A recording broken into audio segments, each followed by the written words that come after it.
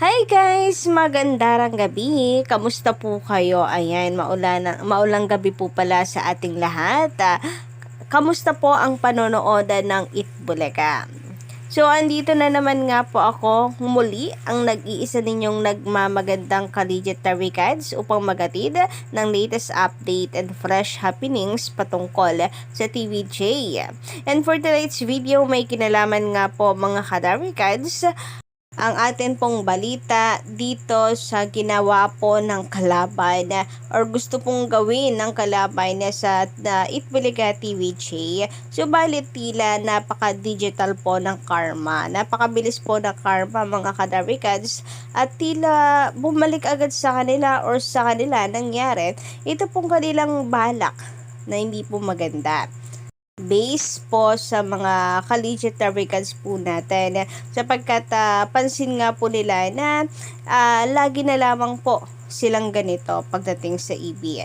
So, ayun na mukha ang pagkakataon ay hindi po umaayon sa balak down nila. So, ano kaya itong tinutukoy nito ng ilan po nating collegiate Americans? So, mamaya tatalakayin po natin yan at pag-uusapan. But before that, sa mga di pa po nakaka-subscribe dito sa akin channel, maari lamang napindutin po ninyo ang subscribe button at notification bell para maging updated po kayo at una sa mga nilalabas nating mga balita. So, bilang paninimula, unahin po natin pag-usapan itong patungkol sa mga nagre-reklamo hinggil po sa recorded episode ng Itbulaga during Monday and Tuesday. Minsan daw na-extend pa, pero parang hindi naman, kadarikans Monday and Tuesday lang talaga. Mula po sa komento ni Miss Cathy Hill, magandang gabi sa inyo. Hindi naman robot ang mga yan. Tiyagain natin kasi mas balance sa program nila. May katuturan kesa sa iba. Let's be understanding and patient because after all, they are the best host since then, okay? Yes guys, sabi ko nga may malalim na reason yan kung bakit po kinakailangan nila ng recorded episode. Sabi ko nga, meron po sila estudyante, meron pong binabalanse yung kanilang oras, yung kanilang panahon. So, maging maunawain na lamang po tayo kadarikals kasi hindi lang naman po sa EB umiikot po yung mundo nila. Sa kahit bulaga pa rin naman po yun, parang wala naman pong iba, wala namang bago. Ang importante po ay hindi naman siya replay. Sabi nga dito ni Sir Romy Obispo, Ma'am Gendara, God bless po. Itong mga basher walang magawa kung hindi ang magreklamo at magkalat ng fake news. Kahit recorded yon, yung Itbulaga, at least hindi sila replay. Kaya yung mga hindi legit at basher tumahimik na lamang kayo at manood ng mga like ninyo, okay?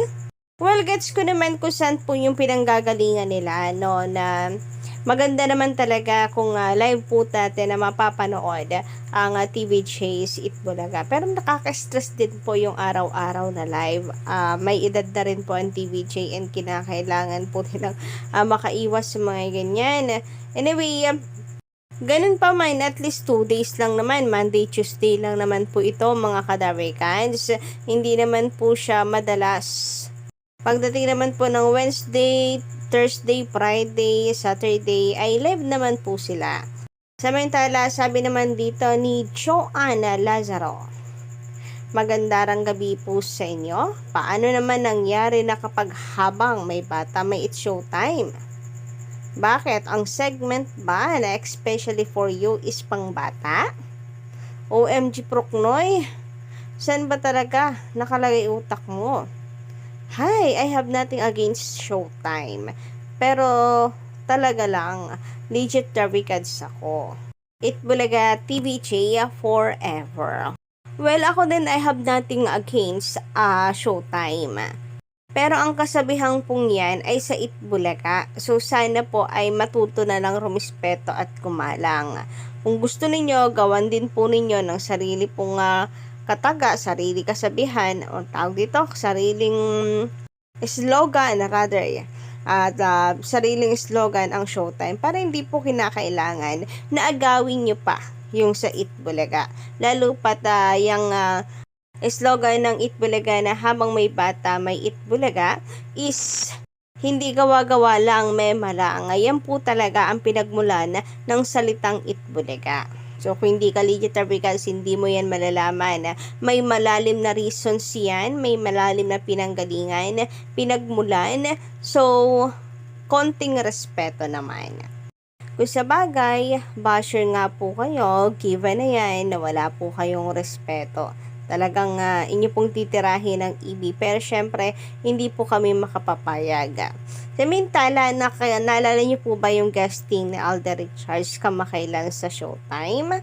Na-MBR na din po ako mga kadarvikans bilang fan ni Alden, Aldenatics, Aldab, Collegiate Darvikans at the same time Eat Bulaga.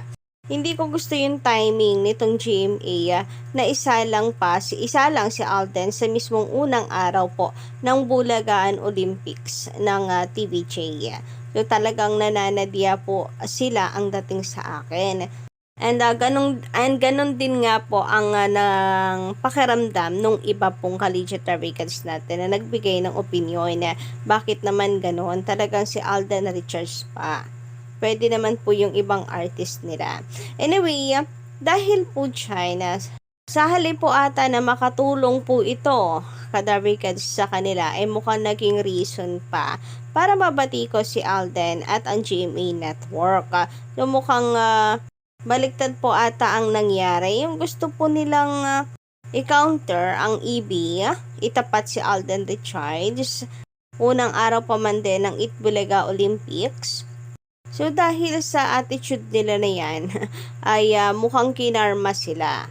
Ayon sa ilan nating collegiate Darvikans, kasi binatikos po talaga sila, hindi lang si Alden, kundi ang GMA Network. Nabash patuloy itong si Alden Richards dahil sa pagtapak niya sa Showtime. Pero sa akin wala naman kasing problema. Bakit nun lang talagang unang araw na yon? Pero syempre hindi po natin hawak yung opinion ng iba at damdamin po ng iba na dapat daw hindi na tumapak si Alden sa Showtime kasi legit Darvikans siya. Sa akin naman walang problema, basta promotion lang. Huwag naman sanang itapat kagaya nito, pinaghandaan ng Eat Bulaga ang Bulaga Olympics unang araw, tapos ito yung pang-counter nila. Ayan na, may panibagong bash kay Alden Richards at may kinalaman ang pag-guest niya sa It's Showtime para i-promote ang pulang araw. Binalikan ang sinabi noon ni Alden na forever Eat Bulaga siya. Hindi raw pala nito paninindigan or napanindigan ang sinabi niya. In fairness, wala naman siyang sinabi na hindi siya mag-guest sa IS or It's Showtime. At ang nabanggit lang, hindi siya mag-guest sa Eat Bulaga noong time na hawak pa ng mga halushos ang noontime show. Respeto raw niya yon sa TVJ, sa Darvikans at sa original Eat Bulaga. Iba naman ang It's Showtime. ABS-CBN production ang show na airing lang sa GMA7. Anyway, naging masaya ang guesting niya sa It's Showtime at ikinatuwa ng mga host at audience na pumunta siya sa audience area para malapitan siya ng fans.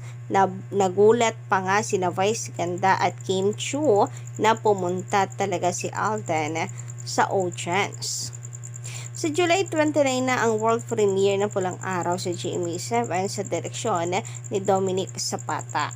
So, based po dun sa article, hindi daw napanindigan ni Alden Richards yung kanyang sinabi. Tungkol po sa forever Eat Bulaga siya, legit Darvikans. Pero kayo ba guys, anong inyong opinion patungkol sa pag-guest niya ni Alden?